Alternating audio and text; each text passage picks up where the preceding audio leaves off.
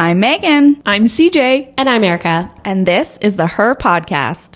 Today, you guys, we are sitting down with Marie Barker. She is so much fun. You guys are going to love this episode. Marie is a women's wellness coach who specializes in mindfulness-based somatic practices. She helps women get out of their heads and into their bodies so they can get more out of life.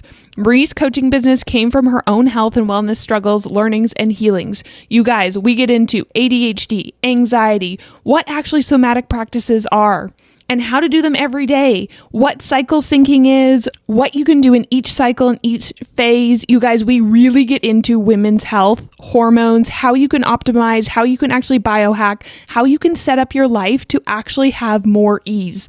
You guys, this conversation was so impactful. I'm going to be listening back and taking notes, so make sure you guys get out your notebook so that you can take notes too. You'll want to share this with a friend. Enjoy.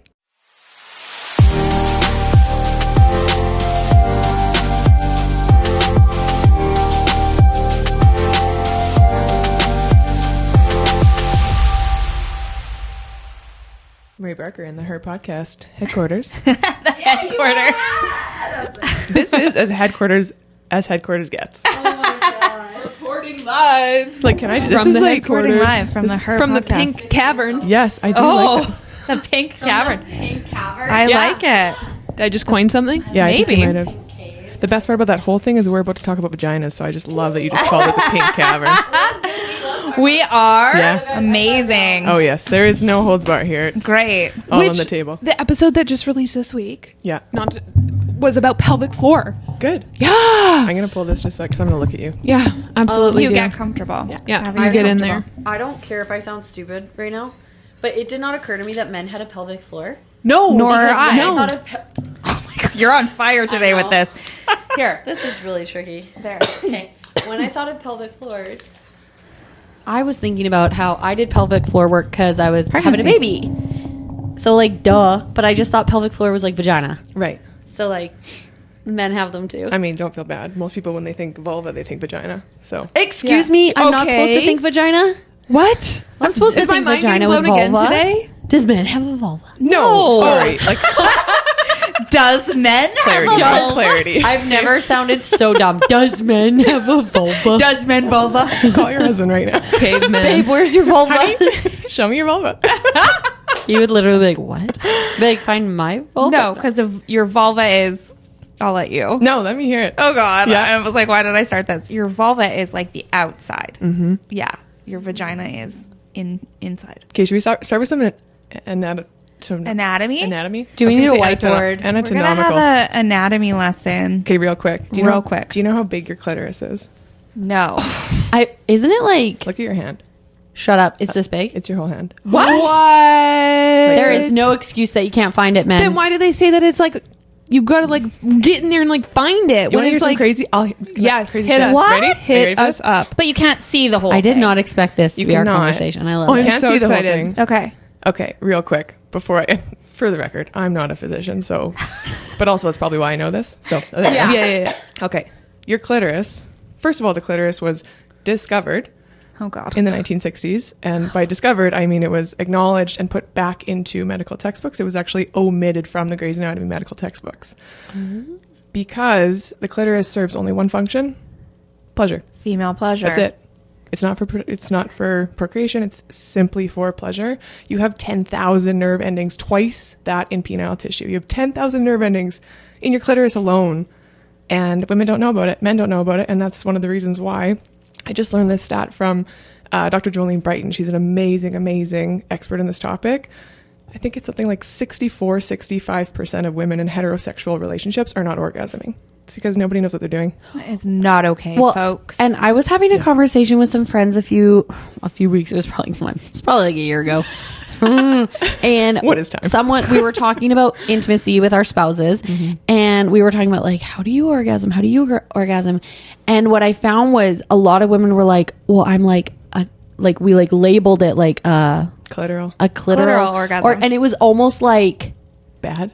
yeah, Or not, weak, but- or or I'm almost not like, performing well, this is properly. the only way I can do it. Listen, and then I- hearing that, I'm like, well, that actually sounds about right. Yeah. It's also, I feel personally, the best way to do it. Yes. I feel like orgasms are much better. You can have both. You can have both. But I mean, like, together at Yes. last. Like, it's not one or the other.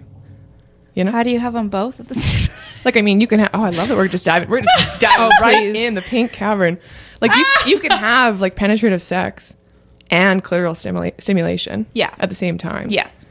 And that's beautiful. I love that. But also, I think a really big piece, if we're talking about this right now, a really big piece that women are missing is the foreplay piece. Yes. Yeah. Because women are so jacked up. Our nervous systems are so jacked up. We're so in our masculine all the time. Yeah, Megan literally was just like, oh. Yeah. Shit. Well, I'm just thinking about how I'm constantly in my head, and Totally. it takes me a very long time to, and I'm always like, TMI, I'm always like, babe, I need to focus. Yeah. I need to focus on this. Yeah. Like not think of the grocery list. Otherwise, my mind is constantly going. Like, Yeah. I really need to take time to focus. Sorry, what do you mean we're always in the masculine? Is that what you said? Doing, going, production, this right now, beautiful. We're in our masculine. Women and men both have masculine and feminine energy, but we are too expressive of our masculine and we repress our feminine. And the more you repress the feminine, the more sick you get. There's a reason why women are so sick and depressed. It's because we don't actually give ourselves the time to open up, receive, create, be. That's feminine Is energy. that okay? Okay. I'm like, now I'm just like, here we go. So I want to know. No, Buckle I up, am. baby. I'm Let's like, go. let's go. Throw this out the door. I'm We're like, ready. I love knowing this as females. And these two have anxiety, and I have ADHD, and Oh, so me like too. we're all like, I got all that. Let's I'm go. like, we're like way up in our heads. Welcome to the cavern. Welcome to the cavern. I love it. So I'm like, we're Secret already ADHD society. Yes, not so secret because it's a podcast. Don't tell anybody. Bring your friends. Join us. No, but my question is, okay, so how do you get out of? Now I know we talked about this. How do you get out of your head? Because I'm like a very, I would say, highly sex-driven individual. Like, I love intimacy. Me too. My poor husband sometimes. And I'm like, how do you then, but as much as I would say I love intimacy, I'm like up here all the time. Like my head is like always in different spaces. So like, how do you get out of it? And I know we did something like this and you literally use the terms like get out of your head and like get into your body. So, but you had us like jumping around and I'm like, I don't know if I'm prepared to do that. Like, In the bedroom. Time out, honey. Time out, just like jump on the Yeah. bed a bunch. So how do we do this How do you do it in quickly? regards to intimacy? Yeah, Okay, you ready? please. While you are enjoying intimacy with yourself or your partner and you're in your head, you're just going to take 30 seconds and you're going to do this simple thing. You're going to slow your breath. You're going to take a deep breath in through your nose. And you're going to slowly blow to your mouth like you're blowing up a balloon.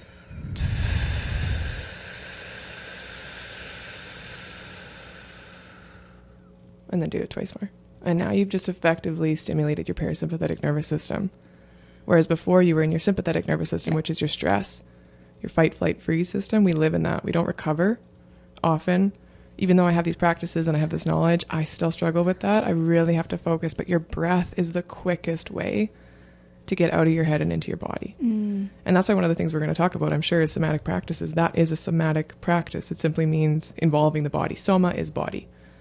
And so when I breathe, when I focus conscious awareness on my breath, I get my mind off of my to-do list. I get my mind off of how I'm a failure in this, this, and this. I get my mind off of what he or she said or didn't do. The mind can only focus on one thought at a time. It's why it's called a train of thought. Literally one thought at a time. Yeah. And so when you focus on your breath, your mind, you're training it. You know, you're training the animal. So I've done a little bit of breath work. Cool. I love it. It's also very uncomfortable sometimes. Totally can be. So I did a 20-minute breathwork practice yesterday, just online, that I had done before, and I'm like physically reacting a lot, and I was like, I knew I needed to do it. But it elevated my frequency so quickly within that 20 minutes. I feel like I had like an emotional release and I was ready to get on and focus, and things just kind of came to me with more ease and flow. And then I went home and I was like loving on Andrew, and he was like, what's happening with you today? And I was like, I did breath work this morning. And he was like, yep. I'm a new woman. Yep. He's like, please do that every day. Well, literally. When we did breathwork at the Evoke conference, because that's actually where we met you. Yes. I thought I was going to pass out. Yeah. Because my brain got so lightheaded. Yeah. with some of those breathing things. I was like worried. I was like, watch Erica just be so relaxed. She gone. She hit the flow. Bye-bye. That's oxygenation. So you're oxygenating your cells, and it can lead to some like tingly feelings, lightheadedness. T-Rex arms? Totally. Okay. Yeah. And part of that is, again, because usually we're in this stress situation where we have so much blood flow in our arms and our legs. Because why? Just in case we need to fight or run away. Do you know why most people have digestive issues? It's because they're stressed. Well, yeah, it's because when we're in the sympathetic nervous system. So I did a body talk session, and she was educating me on it, and she's like, basically your sympathetic nervous system will only deal with like your head and your heart and like your main, basically anything to actually keep you surviving. Yeah. And digesting is not a part of actually surviving. So it'll literally be like, I can't use that energy up. And neither is libido. Oh. She gone. You stressed chronically? Libido gone. This makes a lot of sense. Digestion, when you are stressed out, literally physically your blood flow goes to the extremities. Yeah. Your platelets, thicken, like just in case you get stabbed. Your body's amazing. It's an amazing, brilliant machine. But that's not great for digestion, because if we don't have blood flow, we don't have oxygen there, it's kind of at a standstill. And also, talking about breath work, we breathe so shallow, and we also hold our breath. There's a new condition called screen apnea. Screen apnea. Because if you ever noticed, when you look at your phone and you're scrolling, do you ever do this one where you're like, yeah, and you kind of have to catch yourself and you take a big breath? We're holding our breath while we look at a screen. Yeah. Oh no. I know. God, you guys were effed. Yeah. So we've really got to be mindful. Like, this is not just some woo-woo, breath work is a nice to have. It's like, no. You can go days without food. You can go longer without water. You can't go more than a few minutes without oxygen. It is the number one thing that is allowing you to be alive right now. It's the number one thing that your mitochondria need to function. Like, in order to be living, you need oxygen. It's a pretty big topic. It's really important to focus on. Oh, I've never thought of that before. We take it for granted. We totally do. I'm so curious. When did you find breath work for yourself? It's kind of like all the things. You find it when you need it most. Yeah. Why did beautiful. you need it most then? I have always been anxious. I've always, I think I came into the world with a dysregulated nervous system. I came in stressed out, and I didn't have tools to cope with that. I didn't have tools to regulate, to self-soothe, until I was literally like in a crux. So I came to breath work after I came to meditation. I think it's kind of like meditation was the door for me that opened that up. And I came to meditation because I was having panic attacks post-sexual assault at 19, and I didn't feel safe in my body. And I would, try to meditate because I just was like, I don't want to use medication. I got no judgment, but I was like, I want to be able to process this and let this go. And so I came to meditation, and had to work through kind of that whole thing where I closed my eyes and didn't feel safe. And it was a minute or two at a time max. But I persisted and I sat through that, and eventually it was 8 minutes, and then eventually it was 10, and then 13, and then 20 comfortably every day. And that changed my life. It changed my brain, literally. I became more patient with myself, with others, more creative. And then through the meditation kind of portal, that world, I was introduced to breath work. Again, at a time when I needed it most, sometime in the schmoz of pandemonia stuff that happened the last few years. After one of the times that I had COVID, I was really impacted with long COVID, and it really impacted my lungs. And I found myself really short of breath, and like so much so that I'd go for a walk and I'd be out of breath, or I'd try to do a 20 or 30 minute workout, and I had to like pause multiple times. And I'm fit. I'm an athletic, fit, healthy, mindful person. And I thought, crap, like I gotta exercise my lungs. I gotta do better. And so I found breath work, and specifically I found dynamic breath work, which is, there's so many different styles. A lot of people, when they hear about breath work, they just think, oh, Wim Hof, which amazing. He is fantastic, incredible person. Asterisks. For somebody that's dealing with anxiety and a dysregulated nervous system, that very stimulating and actually can tip you into panic and further exacerbate that that stress response. Yeah. So for me, I found box breathing really beautiful. I think we did that at the conference. Box breathing is so simple. All you're going to do is you take a deep inhale for 4 seconds. So hold it for 4, exhale for 4, hold it for 4. And you kind of just visualize a box. They do this in the military. It helps you kind of just focus, bring yourself. Oh my gosh, you into. I envisioned it like. Oh Lord, is yours a triangle? What's No, going mine on? was a box, but it was like a tiny box, and as you breathed in, it went like this. Oh, I love that. I love like that. that's what Yep. I saw. I didn't think of it like this. No, do that. That's great. That's what I was picturing. Oh, Do you know what? I really love Both that are good. actually, and I might steal that for when I'm teaching because that gives people the visual of I'm expanding. I'm That's taking what I up was thinking. space. You're welcome. Yeah, thank you. Erica's like, you can send my royalty Trademark check too. my royalty check. Copyright. Box breathing. When Visual. you started meditation, did you take that step on your own? Did you have a meditation teacher? How did you start? No, I'm a pretty Jump in. Self-taught? Yeah. Did you just like YouTube meditation? Because that's what I do. So I had heard about meditation apps. This is like 2016 or so, 2015, I want to say. Yeah, so years ago now, which is really Yeah. cool. I had heard about Headspace. Yeah. I remember putting that on and just thinking, this guy's voice is not for me. And it was just one teacher of the whatever. Yes. But we make up these stories, right, to kind of excuse ourselves from doing the thing we're scared of. Yeah. So I found that one and I thought, this is not for me. And then I found Insight Timer. It's an app. It's a free app, actually. You can get the paid version, which is great, but the free version is beautiful. Thousands of meditation teachers on there. And also they have really beautiful, excuse me, music tracks.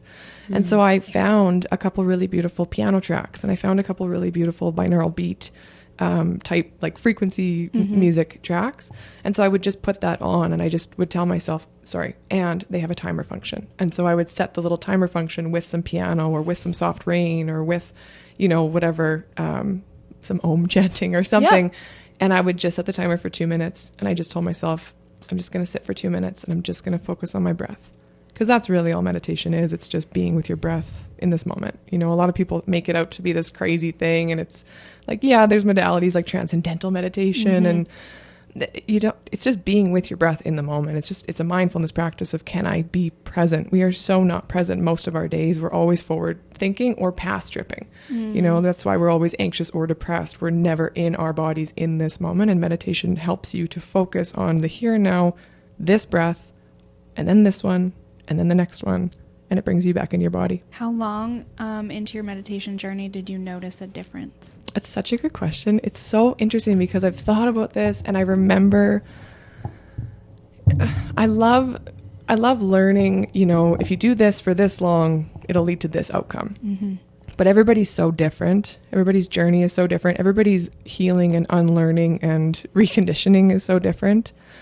For me, it was really gradual. And even though you feel benefits from the practice itself, like when we just took those 3 breaths. When you take those 3 breaths, immediately you're like, oh, this is probably good for me, So in the practice itself, sitting down, breathing, being with myself, that was beautiful. And I noticed that I got kind of more calm and relaxed in my body from that. But it was the off the couch, stuff. Yeah. It's kind of like when you're in yoga, it's off the mat where you implement. That's what I wanted to ask you because as you were speaking and you're like, we're not like in our bodies most of the day. I wanted to be like, okay, so are you finding that it's like this trickle effect? That's like, well, and it's even like any physical workout. You're like, I'm in the gym and I can lift this. And now you're at home and you're like, I can lift this, right? Because it kind of like it strengthens you for It absolutely life. does. Okay, I'm going to give you some because I know your people are probably my people and they like heart stats and Yes. So there was a study done at Harvard University years ago, like 13, 14 years ago. There's literally thousands of clinical studies on a meditation and it's been used for thousands of years, but people are just catching up now. There was a study done at Harvard and they studied people meditating for just 5 minutes a day. They studied the brain activity and they found for this group of people, I love this so much, when they meditated for just 5 minutes a day, 5 minutes, everybody has 5 minutes, 5 minutes a day for 21 days consecutively, they grew more gray matter in their prefrontal cortex. Wow. Do you know what that means? That means you can literally grow new brain. Your prefrontal cortex is responsible for reasoning, patience, sorting, it's literally your executive center. I need that. I was going to say, This is every morning, girls, we check in with each We're other. now on Have we a meditated? 21-day challenge. Group text. 21-day Group challenge. text. We should do it. We absolutely Honestly, should. let's. Well, and that's interesting, even as you're talking about that, because I just listened to one about ADHD, and he's like, if you want to think about your prefrontal cortex, he's like, it's like the teacher of your brain, and it's directing and telling everyone what it needs to do and like how to function really healthy in a really great way. And of course, it was in relation to ADHD and like, then why is it not working the right way? But I love that because it's basically like strengthening. He also called it a conductor. He's like the conductor of your brain. I love a good visual and analogy. Yes. Well, because then we use words like prefrontal cortex or whatever, and some of us And are I'm like, like, do. like, you mean my conductor? Okay, got it. This guy? Yeah. Okay, that's incredible. Wow.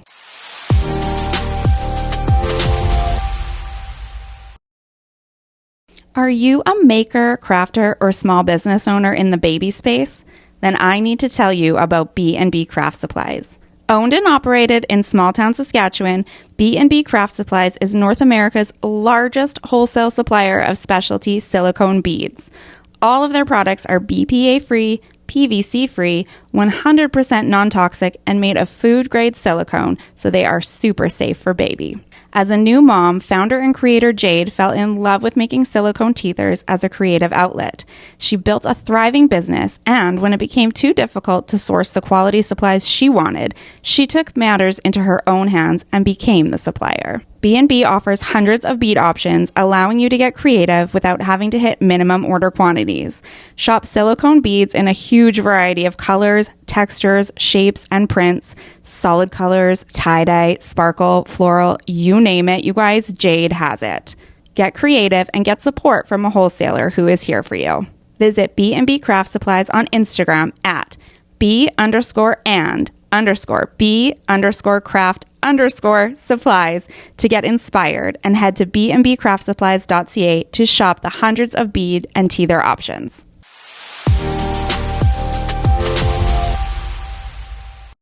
What are some like struggles that you had while meditating?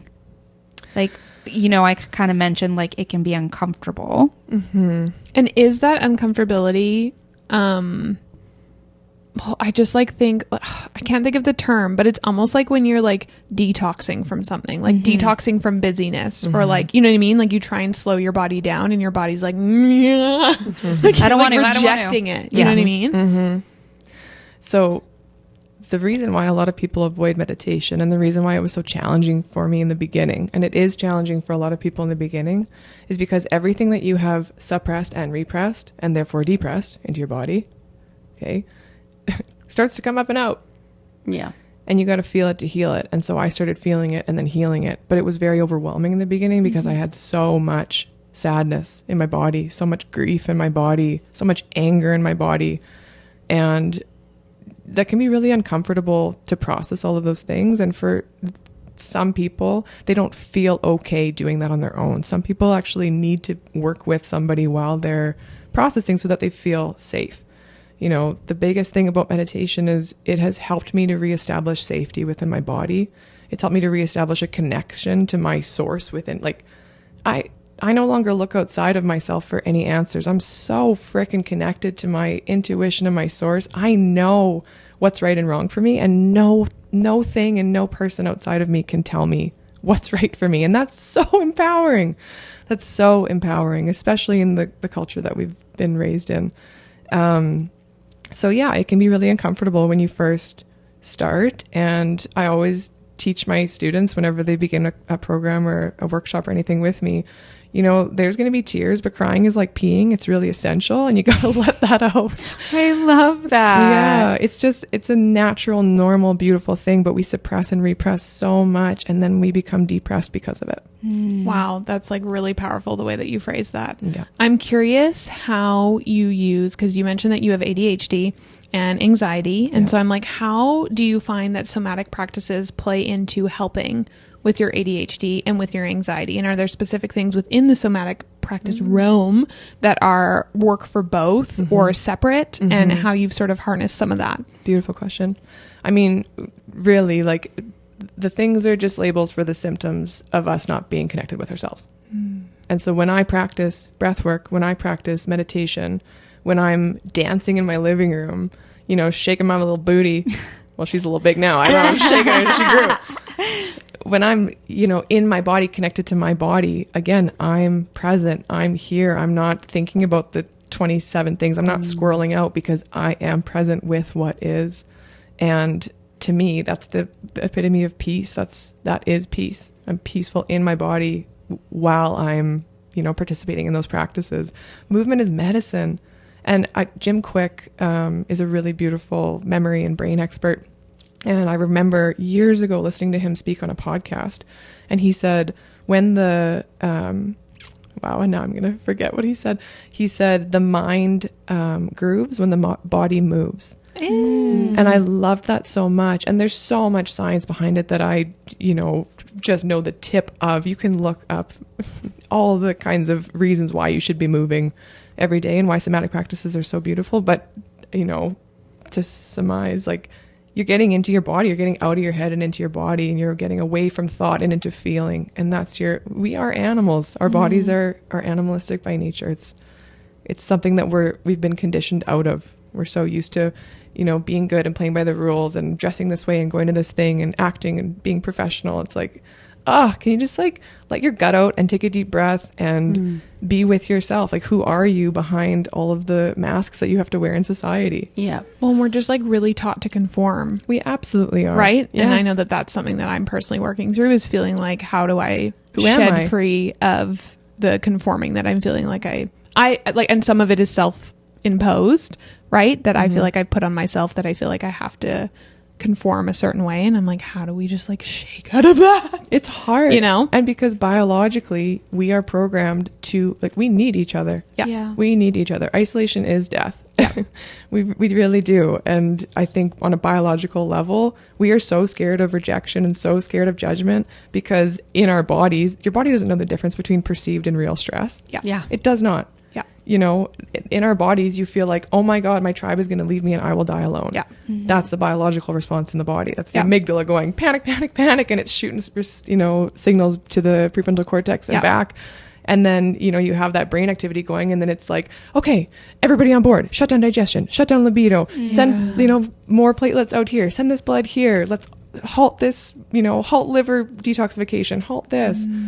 But if you're always in that, again, you know, you're out of sorts. Well, and I had an interesting conversation with someone recently, and we were talking about a nightmare. And someone had a nightmare, and they were like, I couldn't fall back to sleep, and I was like awake the rest of the night. And I was like, what if we thought about things like that? Like you just said, like a nightmare, your body doesn't know that wasn't real.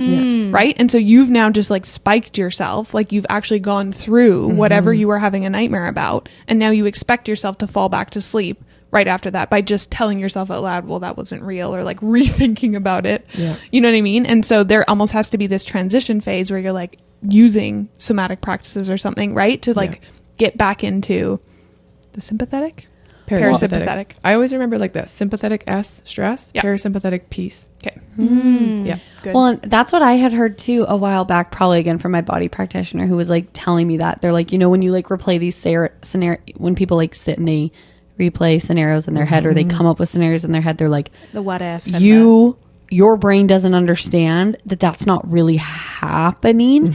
So you can, and I heard someone say once, like, have you, and they're like, typically women, have you ever like played a scenario in your head so hard that you are now crying because it feels so real, even though you're like, I have made this up. Yeah. Right. And so I think that's a really good point about like, how do we, even when we find ourselves in those replaying tracks, like get out of it and be like, okay, my body, even though I like my ego knows it's not real, my brain is like needing to catch up. How do we like come back down from it? Well, and a quick question. We've talked a little bit about somatic practices, but for the listeners specifically, can you tell us like, you know, yes, it's breath work, but like what else is included in somatic practices? Is it just like movement of your body, like anything that's encompassed in that? Can you give us like a little list? Totally. Shaking, dancing, gyrating. That's her favorite, you guys. Yeah. Seriously. Doing it. She loves to gyrate. Do you know why I love it so much?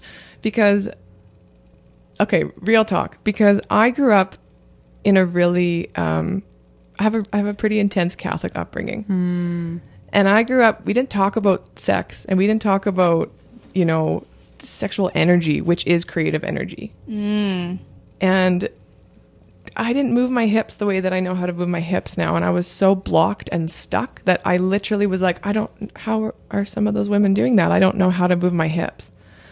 And so when I started doing somatic practices, you know, part of that for me was dance, like expressive dance. That is the most brilliant, beautiful thing you could do for yourself. You just put on a song that you like and you just move. You move how feels good. And if it's rageful, wonderful. If it's blissful and joyful, great. If it's sexual and like, oh my God, I'm playful right now, awesome. Like embrace your juicy energy.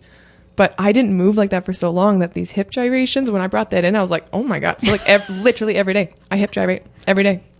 There's like little air humps going on and I put it on Instagram because I'm like, people need to know that they can do this. Well, and free the hips, baby. As women, do we not hold so much energy and stress in our hips? Okay, I'll give you an exact, this literally happened today. So my best friend and I were texting and I was just sharing with her, you know, I feel like I'm on this perpetual healing journey. There's always new levels and new things to uncover. And sometimes that can be very frustrating and you can let it be disheartening, you know, if you're not careful, the mindset you have around it. And I take very good care of myself. Like, honestly, I take exceptional care of myself, physically, mentally, spiritually, emotionally. And also, am still hard on myself. And also still let myself, you know, fall into chronic stress patterns sometimes because it's more comfortable than not. So I was messaging her and I just said, you know, it's interesting. I'm doing all these things and I'm eating so beautifully and I'm following my cycle according to my workouts and I'm sleeping beautifully. My menstrual cycle is consistent as hell, which is an amazing statement from somebody who's been diagnosed with PCOS, first of all. Wow. And I'm pooping regularly and they're like textbook poops. And I'm just like, yes, like I'm healthy and well. And all of the signs and signals lead to, wow, this girl is taking care of herself. This body is working well. And also I feel this like inflammation around my midsection. I feel this like fluff that I look at it and I have to really remind myself to be very gentle with myself about it because it's not like a weight gain thing. That's not the conversation, but it feels not me. It feels like this extra layer. And I know a lot of women can resonate with that because they're like, oh, I feel like I got that like little extra layer that I can't seem to get rid of no matter what I do. And my best friend, this is why you need positive, wonderful, growth-oriented women in your life. She reminded me gently. She said, Marie, you've been doing a lot of deep healing, like trauma healing work lately. That's stress and sadness. And again, reminded me of my own teachings. Your body doesn't know the difference between perceived or real stress. And so even though I've been doing this beautiful healing work, I've been doing some somatic therapy lately and acupuncture and massage and really just processing a lot of my stuff, a lot more stuff than I thought was there. There's always new depths. It's come up on my body because it's come up to be healed. And the sacral center, again, is, you know, this source of sadness and grief that we hold this like generational trauma, let alone our own life experience stuff. And so that's I'm experiencing that right now. This is resonating with me very highly right now. Yeah. And I talk to so many women. I work as a wellness advisor part-time with a local health company. And I can't tell you how many women come in and they just go like, I feel like I'm doing everything right. Like I'm doing and I'm pushing and I'm trying and I'm, you know, not seeing the results that I feel like are deserving of this level of effort. And the first thing I tell them, every single person, your body doesn't feel safe. When your body doesn't feel safe, she holds on. Yeah.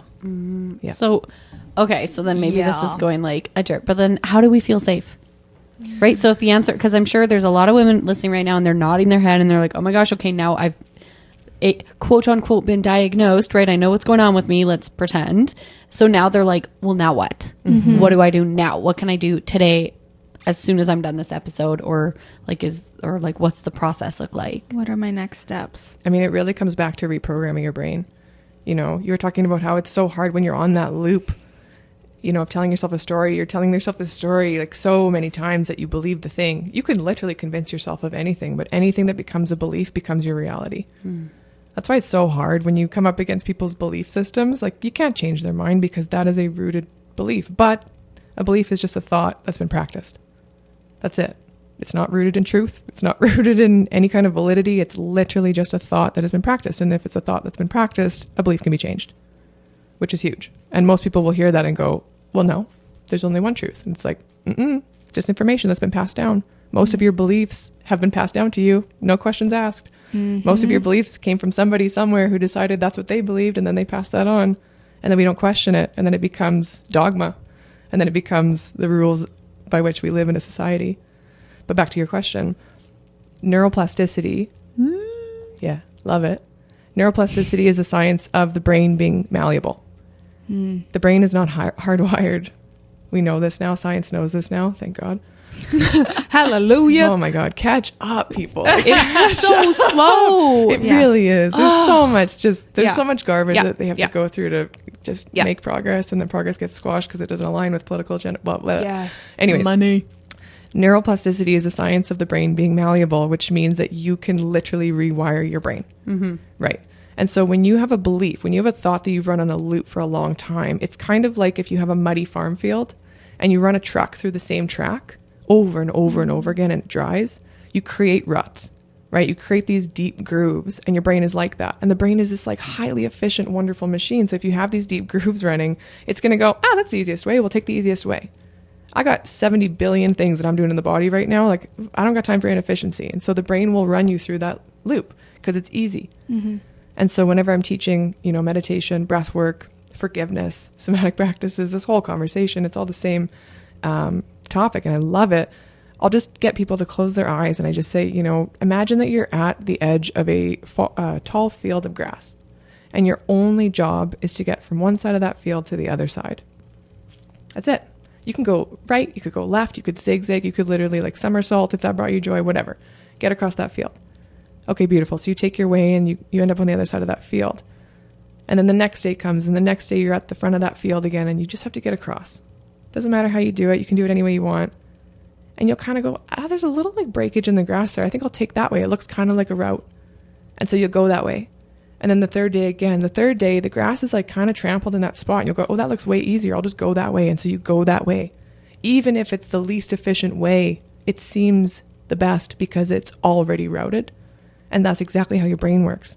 And so in the beginning of new habits, in the beginning of new thoughts, in the beginning of, reestablishing different beliefs, it's hard because you are coming up against deep-rooted mud tracks in your mind that, you got to bypass. So you have to actively notice, this is my old stuff. Okay. Actively forgive anything that is a self-judgment, and then actively choose a new thought.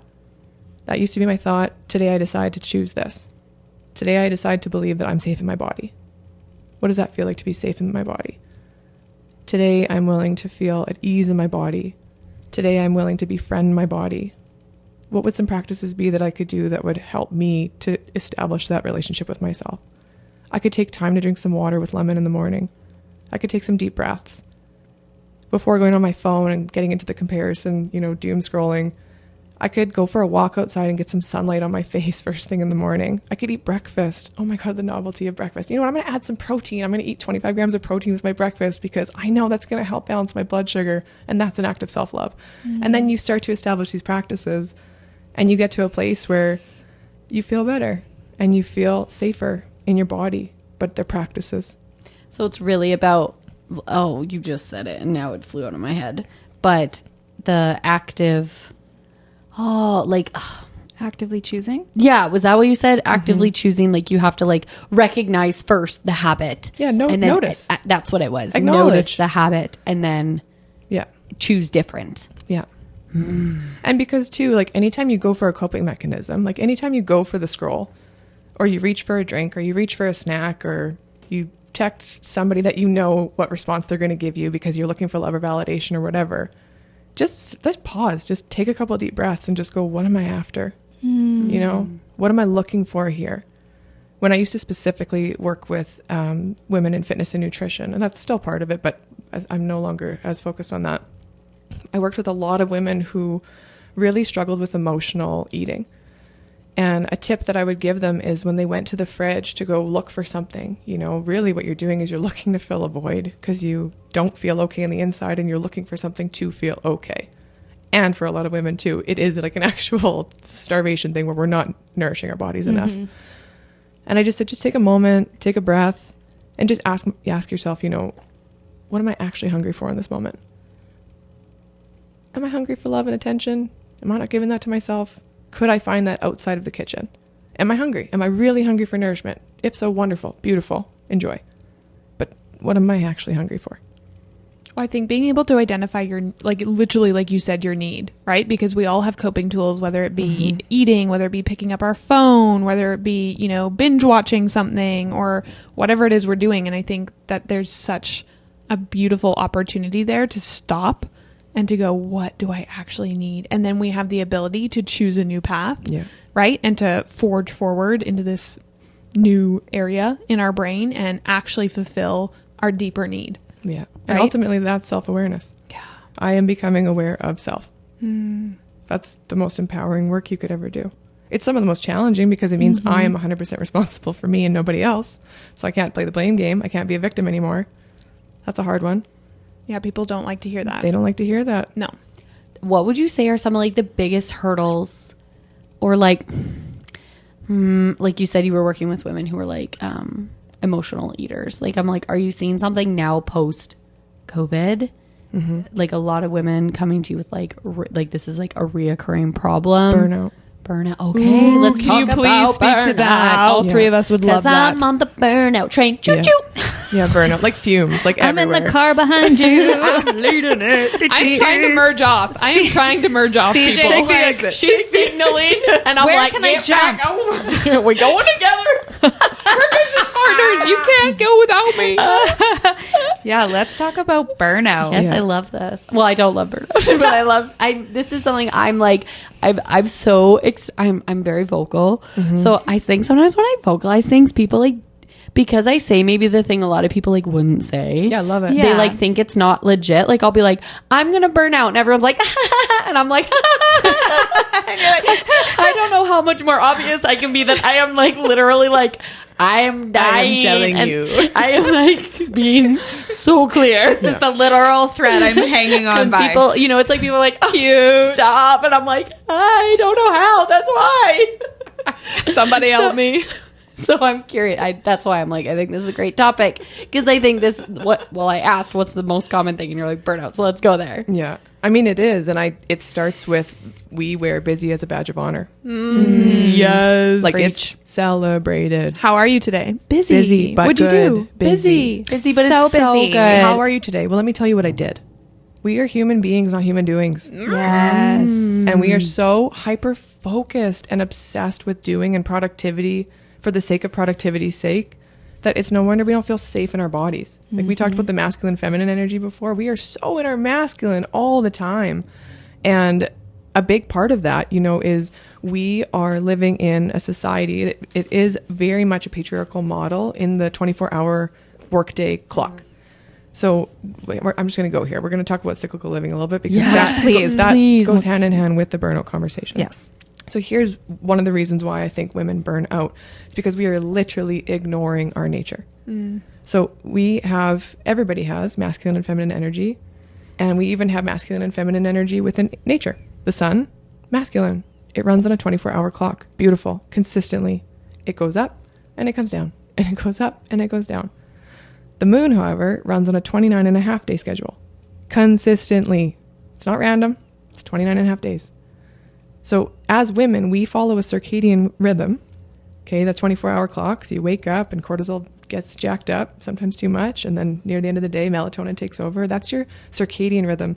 But we have a second biological clock that we are literally ignoring and overriding. And because of that, we are burning the candle from both ends. And we are so sick and so sad. And it's not working.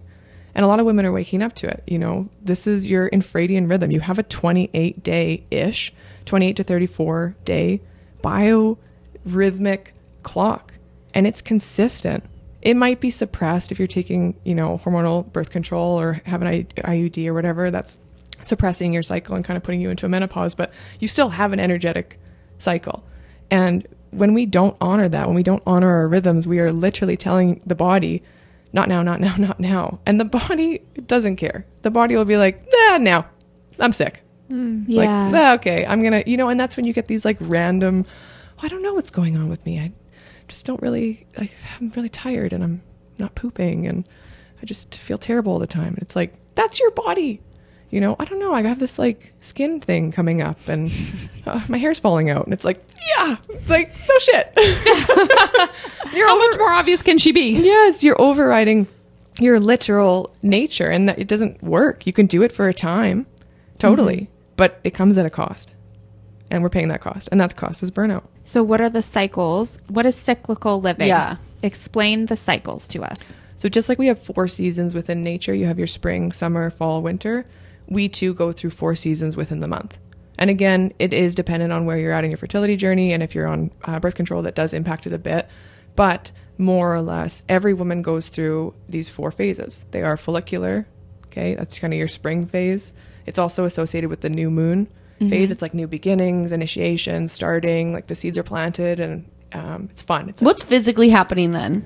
Because I'm like so ignorant to my like cycle. Oh, this is so fun. Such a yeah, fun this is conversation. like, yep, let's go. Yep. Yeah. So when you are starting follicular, this is right after menses, right? Which is your period. That's winter. During follicular, now you've got like estrogen, testosterone, progesterone. These hormones are now starting to rise up again. Okay. And then either hormones are going to rise, they're going to crest. It's kind of like a big wave. Okay. Okay. So follicular, you're starting down here. You still feel a little bit tired. You don't have that much energy, but you're like, I'm getting there. You know, I could try a new workout class. I'm getting into some like salads this week and some smoothies. Like I'm feeling some fresh foods. And then as you progress through your follicular season, I call it, which is like, how many days? 7 to 10 days, I believe. You get to ovulation. Ovulation is like the be all end all of your menstrual cycle. So many people think it's all about the period. It's not. If you don't ovulate, you don't have a period. Yeah. And that's why I mentioned the birth control thing, because if you're on birth control, you're not ovulating and you're not having a period. And that's a problem. It's a problem long-term for health.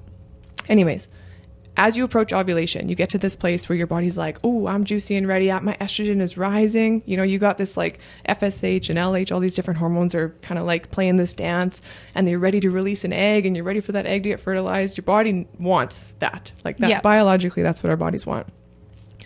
When ovulation happens and there is no sperm to fertilize the egg, and by the way, the egg chooses the sperm, not the other way around, just in case nobody knew that. Yes, the egg literally lays in wait, puts out crazy, crazy, sexy hormones and chemicals, calls the spermies to her, and then picks, hand selects which one is viable. What? Yeah, you didn't learn that in sex ed. Didn't learn anything in sex ed. No, I know. No, yeah, I don't think I did either. I was like, I'm going to close my eyes. This is awkward. Page Okay. 73. Oh. So then you get to ovulation. Your ovulation energy is like your juicy, excuse me, like juicy, social, flirty energy. It's like, I'm in summer. I'm High feeling energy? good, confident, feeling good. Sometimes anxiety ridden, because if we're a little out of flux and our hormones are a little out of flux, there's too mumuch progesterone or too little estrogen, etc. It can cause issues during the cycle. So it's not black and white. It's not like, okay, I'm definitely going to feel this way. I'm definitely going Right. to feel this way. This is just a guide post that when you have a healthy cycle, you kind of ride this wave. And then when you have a healthy cycle, you ride this wave and you're like, oh my God, my life feels so much better because I'm in flow with my nature. Okay. I'm not overriding. So you get to this ovulation point. Ovulation happens. Egg is released. If there's nothing to fertilize the egg, okay, that's all good. Then we dip into what's called luteal. Luteal is like your fall. Your fall season is like get shit done season.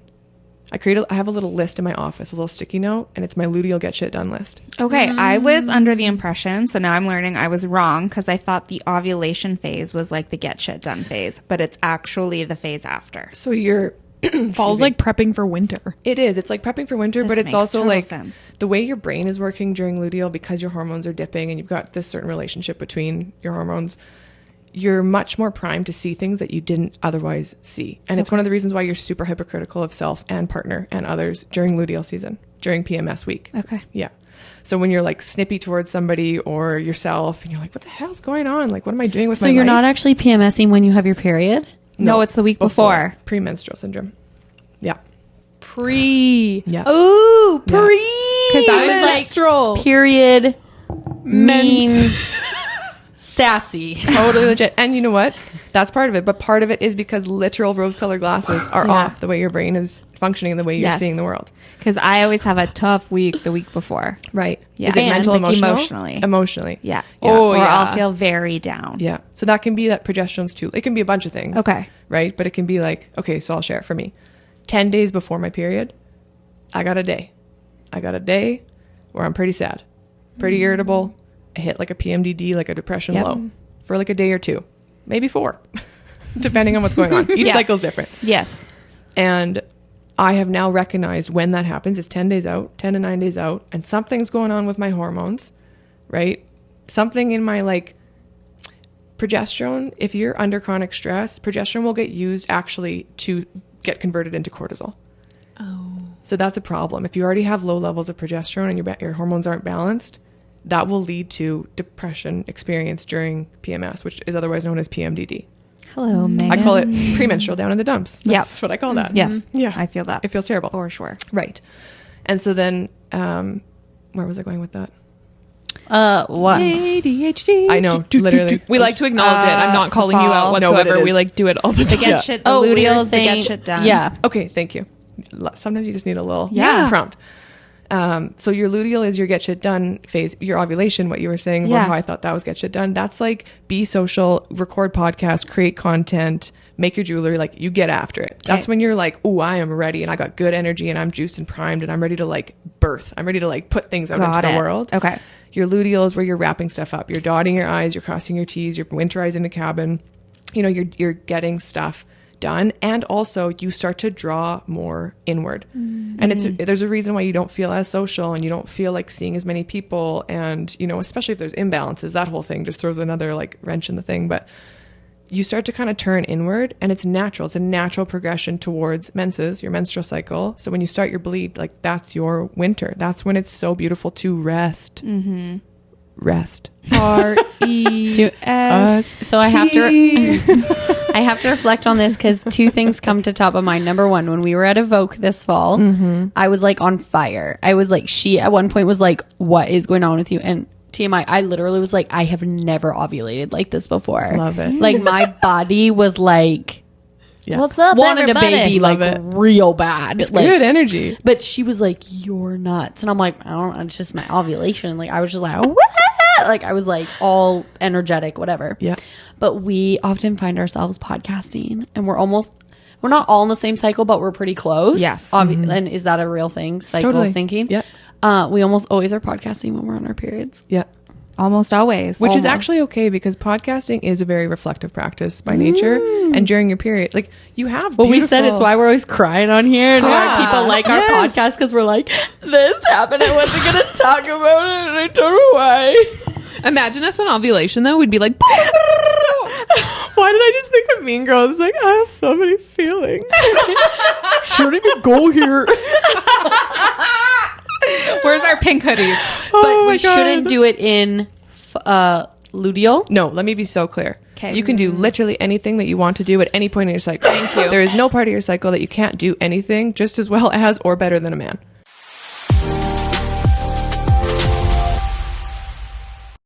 Okay, friends, it's Erica here. If you've been following along with me on my personal page, then you know we've been in the middle of some big renovations at our house. We are almost done. I promise the before and after photos are coming, but just a little while longer. One thing we did have dealt with during our renovations was actually getting like some plumbing and heating stuff done. Again, that's as technical as I can be because it was not my area of expertise. The area of expertise was actually True Mechanical. I've had the opportunity to hang out with True Mechanical a number of times, not just on our renovation. And I'm going to tell you guys, this is the definition of dream team. They are so fun, so amazing. They brought like little coloring books and treats for my kids. They're just so thoughtful. If you're looking for plumbing, heating, air conditioning, sheet metal, or gas fitting services, then you need to check out True Mechanical. Summer is right around the corner and we know how hot it gets, so you might be in need of a new air conditioner. Or if you're planning renovations like we just did, whatever the case, you're going to want to call True Mechanical. You guys need to just go over and watch their Instagram. They're hilarious on Reels. They're so creative, just the best energy. We all want our projects finished on time and with the best quality. True Mechanical promises just that and delivers with amazing customer service. Like I said, they even thought to bring my kids coloring books and activities to keep them busy during this process. True Mechanical services Saskatoon and area and are a locally owned and operated small business, so you know you are supporting fellow Saskatchewan families when you work with them. They value trust and honesty above everything, and you will get fair prices, superior quality, and exceptional customer services working with True. You can find them on Instagram at True Mechanical. That's TrueMechanical, and visit them online at truemechanical.ca. Again, that's TrueMechanical.ca. You can also call or text them at 1-306-220-1101. That's 1-306-220-1101. I promise you guys, you're not going to be disappointed with the quality of work and the quality of people. Check out True Mechanical.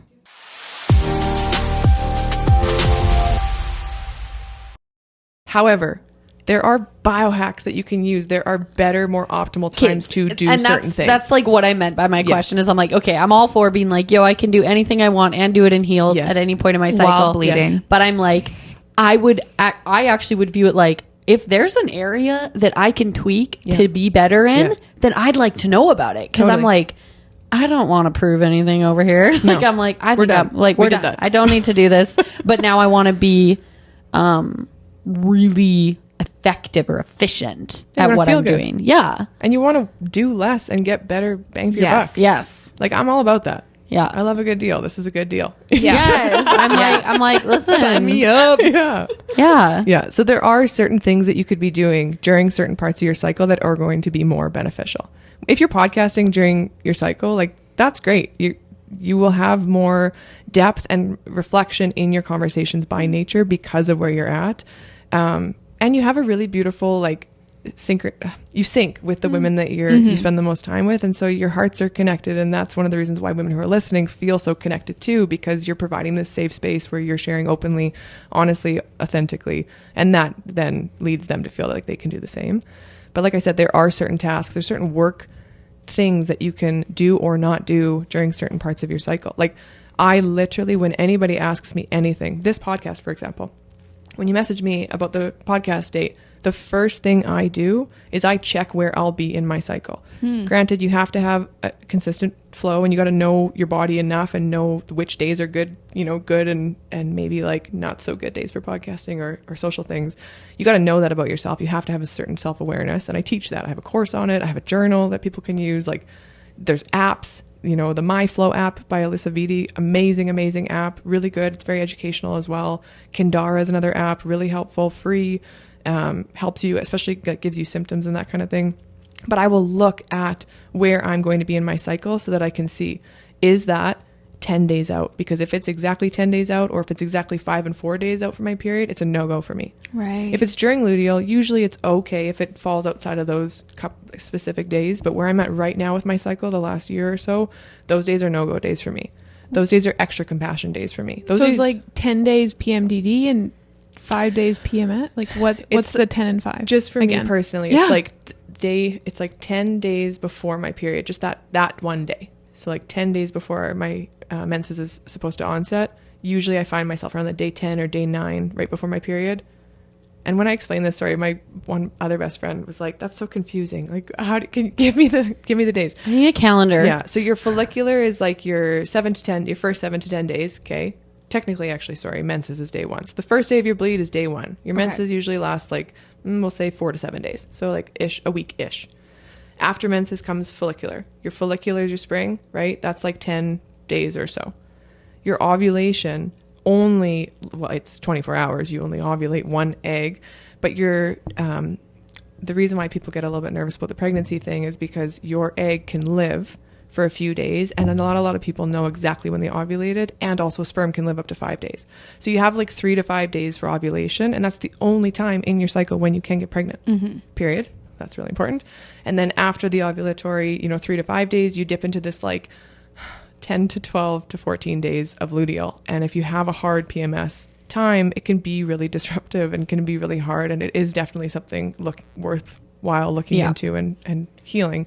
And then again, you go into menses, and then you start the cycle over again.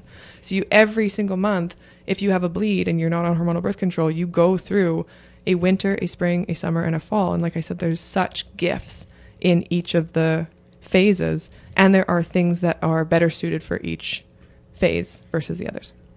Can we have examples of what's better suited for each phase? I have a selfish question about that. Yes, go for it. Can we talk about like physical activity? Because like we were talking about this with Kim Fraser about like athletes who like go and compete for the Olympics, and it's like sometimes they have to compete when they're like in this cycle. So I'm curious, total selfish. Right? Yeah. Like if I had my period, I'd be like, I'm out. But also a lot of female athletes lose their periods. And that's what she also said. Yeah. But I'm selfish and I'm like, I want to know because I don't know my cycle. I'm like the worst. And so I'm like, I know, right? That feeling of like, why was my workout so good a week ago and now today it's not? So I'm curious if you're like, here's a baseline of like spring or winter, spring, summer, fall, that are like some great activities to consider doing if you feel like that's what you want to do. Okay, because our brains probably work similar, you probably like visuals. I just want you to think about a flower. So you plant a seed, you water and, give love and sun to that seed. And then the seed blossoms. When the seed blossoms, that's your spring. It's like, ooh, the blossoms are coming out, right? When it blooms, that's your ovulation. It's like, ooh, baby, I'm out in full force. Like, I'm alive. I'm here. When it starts to wilt and wither a little bit, luteal.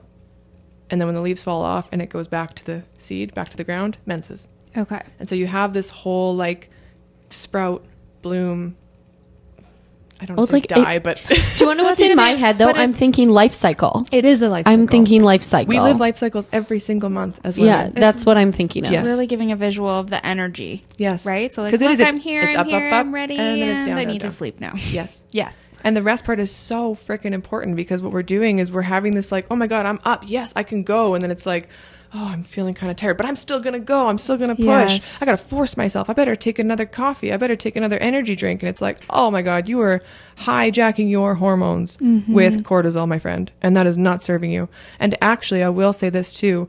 In the last half of your cycle, if you're pushing hard and you're hitting like HIIT workouts and spin class and these like cortisol needing type movement styles, you are actually turning on your fat storage mechanisms. You are turning on like literally the antagonist of what you want to be doing because you're not resting and you're not honoring your body. So those types of activities or workouts are better suited for the first half. Okay. Yeah. So follicular ovulation, you can look at it like two phases. So like your spring, summer is kind of like similar energy because you're riding up the wave.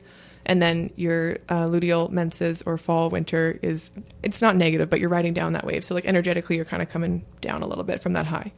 And so in your first 2 weeks of your cycle, you might find that in your follicular phase, the first week, that's where I'm at right now. It's like, I want to try a new workout. I want to try a new workout class. I might feel ready to go to a group workout class if that's something that interests you. I might want to go hiking or do something like just fun and different and kind of exploratory. And then as you get into ovulation, this follicular ovulation energy, you have good juicy energy to do like cardio, HIIT classes, spin classes. Don't overdo it. Don't go at it from a place of punishment. I think that's where a lot of women get their if they're honest with themselves, they do it from a place of I need to punish myself and I need to work off what I ate or whatever. But you can go hard in the first couple weeks of your cycle if it feels right. Again, like it's always nuanced. And then in the last 2 weeks of your cycle, that's where you want to scale back. That's where like weight training, bar, Pilates, those kinds of styles of movement are so beneficial for the body. They're slower, they're low impact. They don't jack cortisol up as much, but they still are very grounding, good ways for sweat and movement. And like yoga? Absolutely. Okay. I mean, yoga you could do throughout. But there's different styles of yoga that, like you might want to do sleepy time yoga. Yeah, like yin Get me yoga. ready for bed. Yes, yin yoga would be like luteal phase yoga. Yoga nidra would be like menses phase yoga. I love that so much. Where you just lay there. And then like a vinyasa or flow practice, in a hot room would be your follicular ovulation. Okay, what about if women? So I'm being very selfish today. No, it's good. But what about with women who like have a very consistent cycle but almost have no period? They do have a consistent cycle without a period, or they don't have a cycle. So like I would say, okay, I'm just going to be TMI here. Like I have a really consistent cycle, but I have like next to no period. Okay. Like it's very light, very, very light is what I'm saying. And I talked to my naturopath about it and she was like, I think it's okay. Like as long, and I'm like, I don't know. I'm like a 32-year-old woman. Like I feel like I should be like, and no, I don't know what that sound was supposed to be. I'm like, let it out. Let it out. Are you on hormonal birth control? No. So if your period is super light, if it's like light in color, light in volume, I guess would be the right word, it can be indicative that you're not producing enough estrogen. And so if you're not building up enough estrogen, you're not building up a thicker, uterine lining, and then you're not shedding as much. And so you can do certain things to kind of build up estrogen levels in the first half of your cycle. So you can eat, please make sure it's non-GMO, but you can eat things like non-GMO tempeh or miso. You can add some really good fermented foods into your diet, like sauerkraut and kimchi and those kinds of things. And there's very specific supplements that you could also Not consider. kimchi. I know. Sauerkraut's so good, though. Yeah. What about if it's really heavy? If it's really heavy, that's actually indicative of an estrogen dominance. Oh, that makes a lot of sense. And if Then you get PMS symptoms, like you get sore breasts, Yes. yeah, and you get like super bloated, Yes. it's an estrogen dominance thing. And you might have a really thick, heavy period. Yes. If you have clotting at all in your period, that's an estrogen thing. Okay, so then what do I do? Hello, me and Megan. Yeah. So that one, it's We're like, so in sync, friends. We are in a lot of things, I love actually. it. Yeah. So like soy out, that for sure. I just completely cut soy out because that's what Really? I Everyone was had such a thing about soy for so many years, and now I'm hearing all these things that are like soy is like so bad, and especially even for men. Andrew will go on a tangent about soy. Like it's like not great for you. Yeah. I mean, what do we know? We are not experts. Obviously, we're just spouting off over here, but like that's it's what I honest heard. Yeah. everyday ramblings. It's Hello. Yes, that's what I thank heard. you. Yeah. But there is like, it comes And back to it's- practices, which is a whole other conversation. Okay. It comes back to practices, and it also comes back to like this whole estrogen conversation, which a lot of people, we have so many xenoestrogens, which are artificial estrogens that mimic estrogen in the body, in our beauty care products, in our chemicals that we're cleaning our houses with, in the air, in our water system. And so our bodies are so inundated with xenoestrogens that they attach to the receptors that the other estrogen, the real stuff, should be able to attach to. And then our bodies are like, oh, we don't need this, or we do need this, and we'll make more or less of. So our bodies are confused because they are constantly being onslaught with chemicals and artificial estrogens, basically. So that's one of the reasons why the soy conversation is that, because soy can mimic xenoestrogens, and especially if it's genetically modified soy, it's a whole other game. But So what brings estrogen down? so the liver, yeah, your liver is your My dandelion tea? yeah, I love dandelion. Your liver She is tried to tell me it was like the same as having a coffee in the Okay, morning, did and I was not like, listen. I said need for me. For I me. need you to not lie on this podcast. I bought dandelion tea. Finally got someone on my side up in here. Oh, girl. I have a package of dandelion tea in the cupboard. Have you had it though yet? Because if Not not, opened it see? yet. It's all well and good. She it's bought stale. I got my regular coffee. You know what? No judgment whatsoever. You have that coffee, and even better, if you can add collagen and MCT or eat breakfast Oh, with your yeah. coffee, good. Yes, Do that. Just I don't drink eat it on an empty breakfast stomach. every day. Beautiful. Oh, I Yeah. do.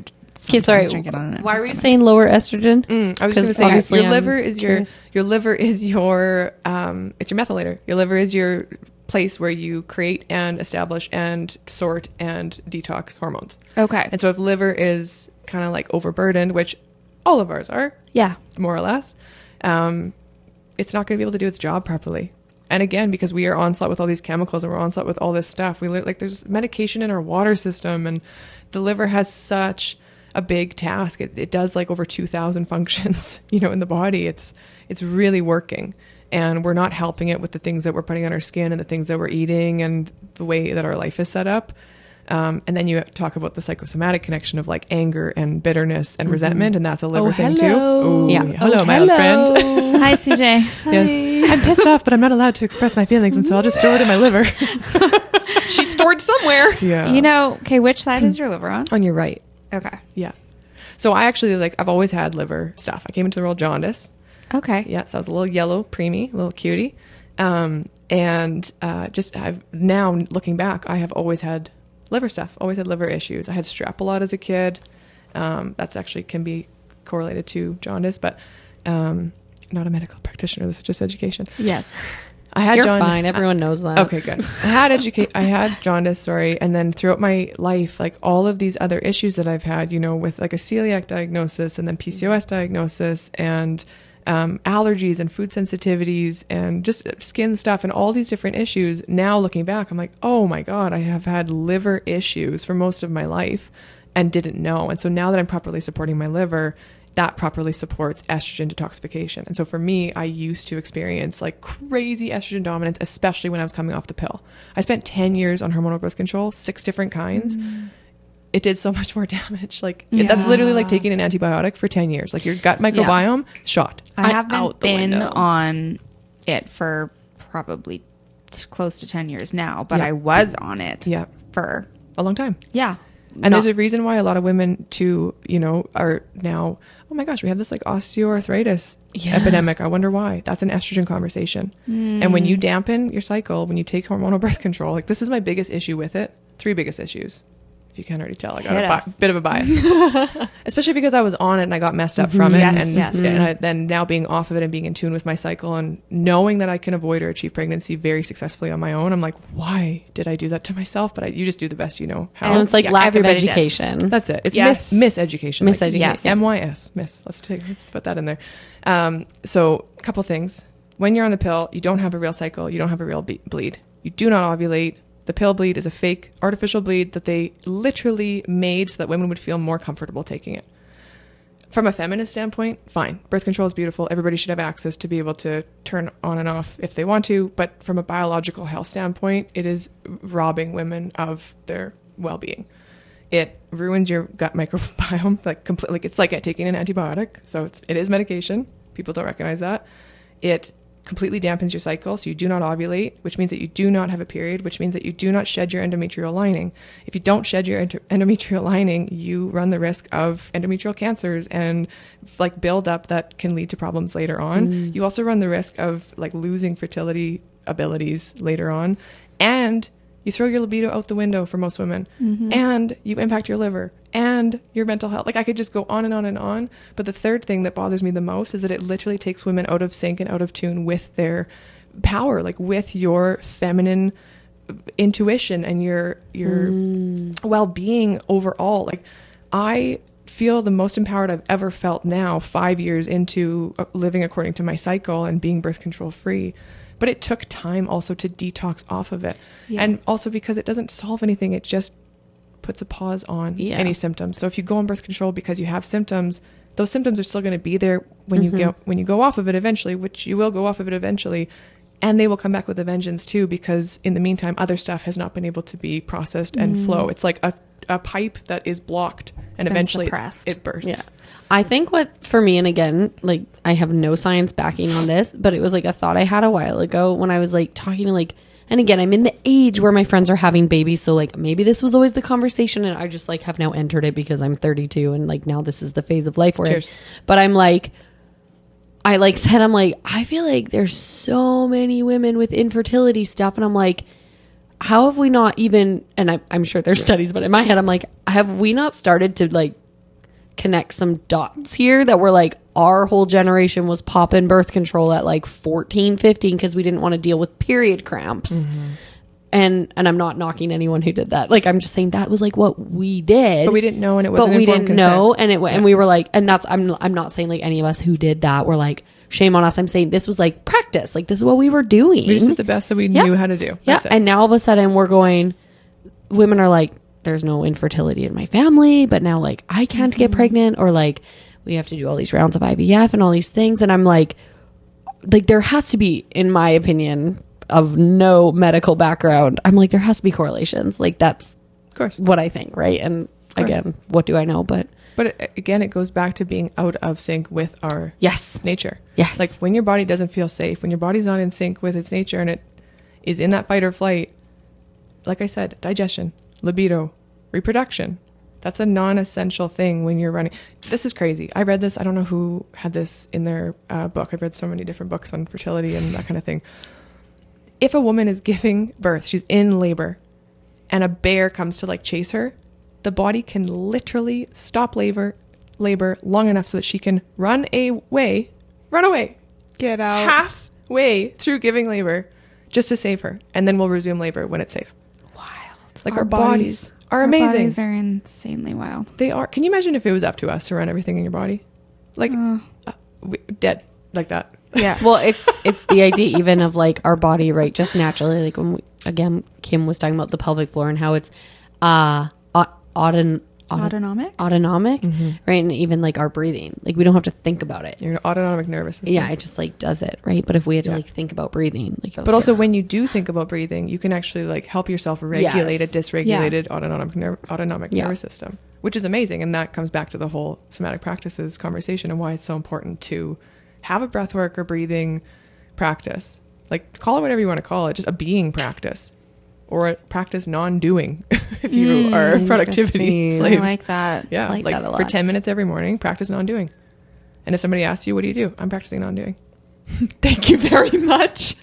I think it's like I love that. for me, the pain point of it, and this, I don't want to go down necessarily this road, but just as we're having an open conversation, is like, I can sit here and be like all fired up, but then it is the weight of just like how our world is practicing that I'm like to convey to someone like, I'm not doing that right now. And not to be like, I'm on my period or whatever, but like to be like, because I know my body actually needs to rest, and that's just like not the culture we're in. I think there's a lot of people like yourself who are in that culture and are trying to share that culture, but the hustle culture is like so real and so prevalent. And it's just like, again, this, would you say our masculine energy just is like, there's probably also that fight within us that's like, how do I flip onto my feminine and how do I do my masculine? And so, Well, and like kind of fighting against that like guilt of not doing things when you're actually should just be listening to your body, right? But we see rest as non-productive when rest is the most productive thing.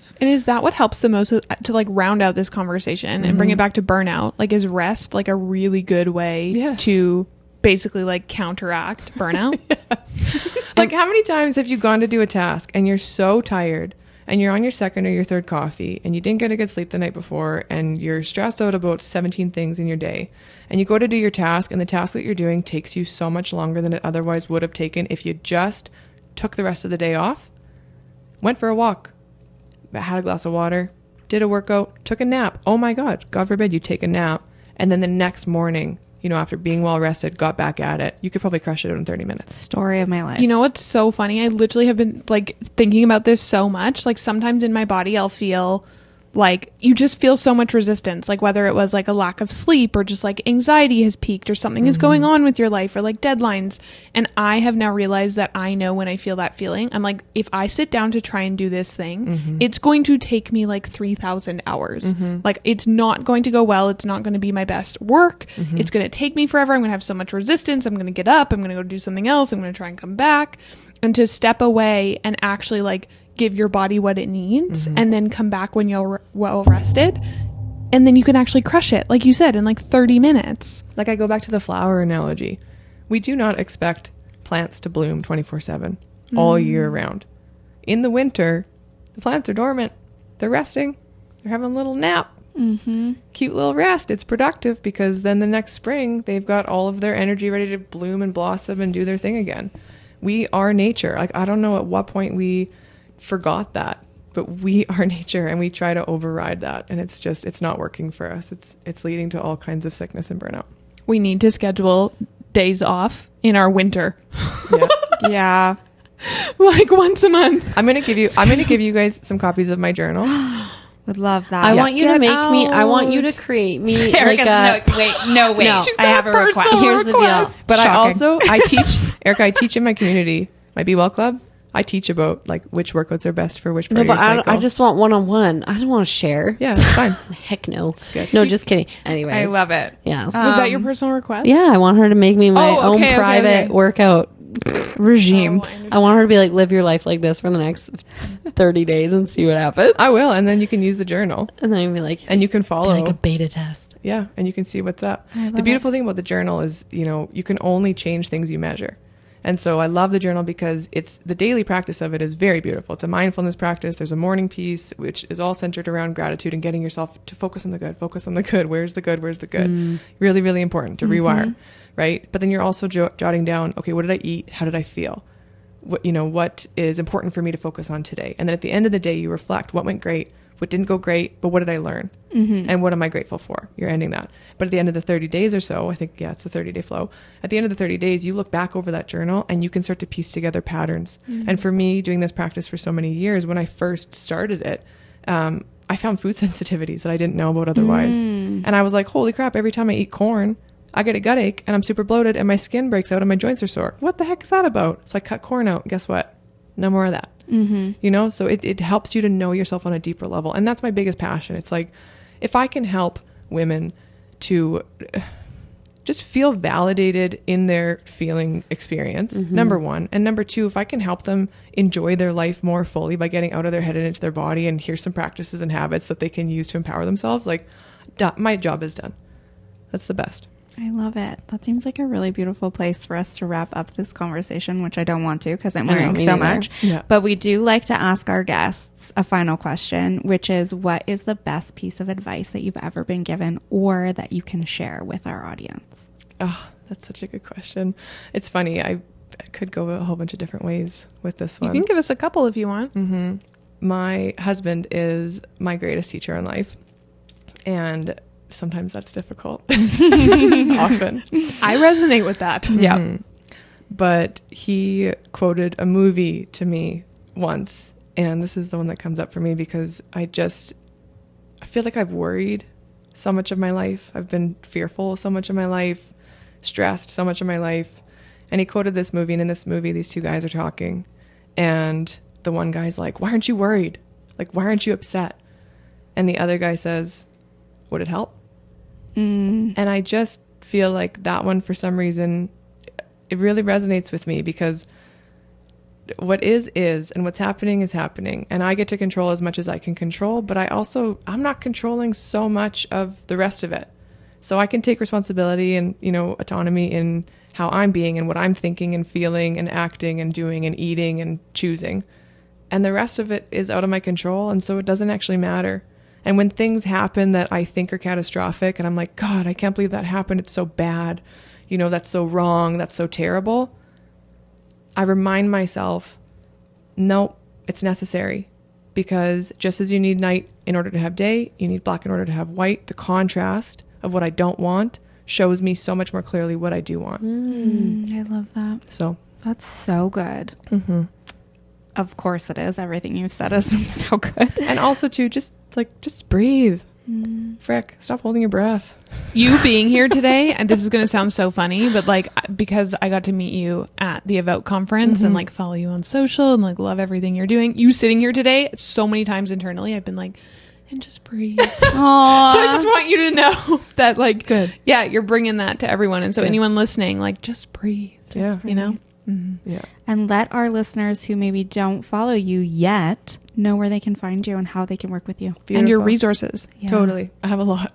Great. ADHD provides a lot of good creativity energy. So at Marie Barker Wellness on Instagram, my website is Marie Barker Wellness. On my website, under the shop page, you can find journals, meditations, programs. I have a cyclical living program. I have a stress lesson, learn to meditate program. I host in-person workshops every once in a while. I have one coming up actually at the end of June, whenever this comes out. And I have something I run, a community I run called the Be Well Club, where I help women get set up with workout, nutrition, and mindset programming. And then I guide them through just basically daily habits that help serve them, get them out of their heads and into their bodies. Amazing. Love it. Oh, and I have a podcast called Live on Purpose. Yes. She really does it all, folks. Yeah. So we're going to link everything in the show notes so you can go follow Marie. And thank you so much for being here with Thank you us. for having. It was honestly such a pleasure. I was really looking forward to this, and it was a real highlight for me. Amazing. Yay. Yeah. Thank you. Thank you, everyone, for joining us on this episode of the Her Podcast. If you want to follow along with us, you can find us on Instagram and TikTok at its.her.podcast. We can't wait to see you there. Bye. Bye.